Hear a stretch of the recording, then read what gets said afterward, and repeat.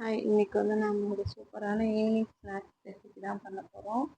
Bajji, beetroot bajji. பீட்ரூட்டை நல்லா தோல் சீவிட்டு அதை ஸ்லைஸாக கட் பண்ணி எடுத்துக்கலாம். இந்த பீட்ரூட்டை வச்சு தான் நம்ம இப்போ இன்னைக்கு பஜ்ஜி போட போகிறோம்.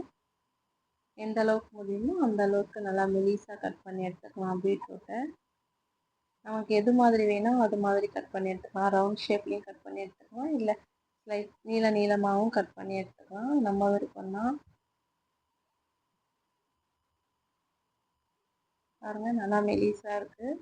இது மாதிரி நமக்கு தேவையான அளவுக்கு பீட்ரூட்டை ஸ்லைஸ் பண்ணி எடுத்துக்கலாம்.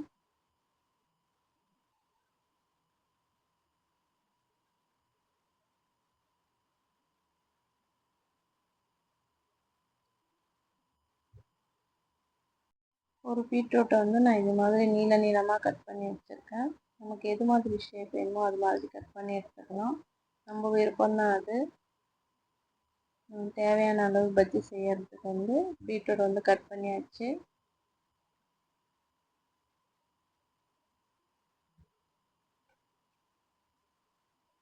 இப்போ பஜ்ஜி மாவு நான் பேக்கெட்டில் வாங்கினதால அதில் உப்பு எதுவும் சேர்க்கலை. கொஞ்சம் மாவு எடுத்துகிட்டு அதில் கொஞ்சம் தேவையான அளவு தண்ணி சேர்த்து அதை நல்லா கலந்து வச்சுக்கிறேன். இந்த பதத்துக்கு இருக்கணும். இப்போ நம்ம கட் பண்ணி வச்ச பீட்ரூட்டை இதில் எடுத்து அதை பொரிச்சு எடுத்துடலாம். ரெண்டு பக்கமும்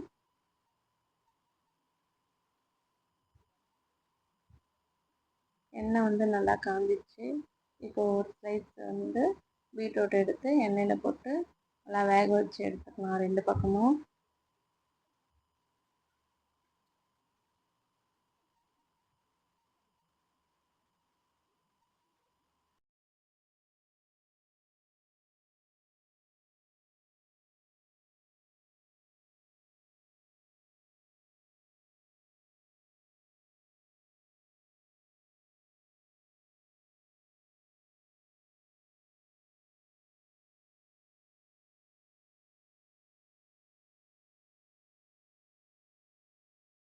இப்போ ரெண்டு பக்கமும் பீட்ரூட் வச்சு நல்லா வெந்து வந்துடுச்சு.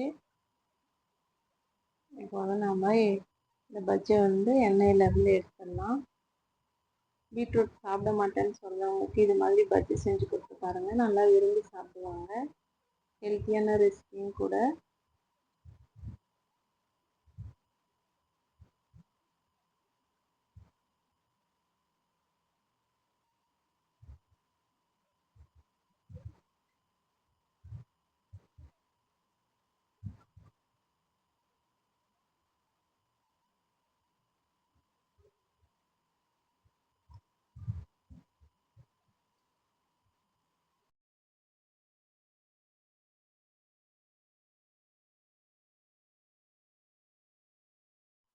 இது மாதிரி பீட்ரூட் வச்சு பஜ்ஜி செஞ்சு பார்த்து டேஸ்ட் எப்படி இருந்துச்சுன்னு சொல்லுங்கள்.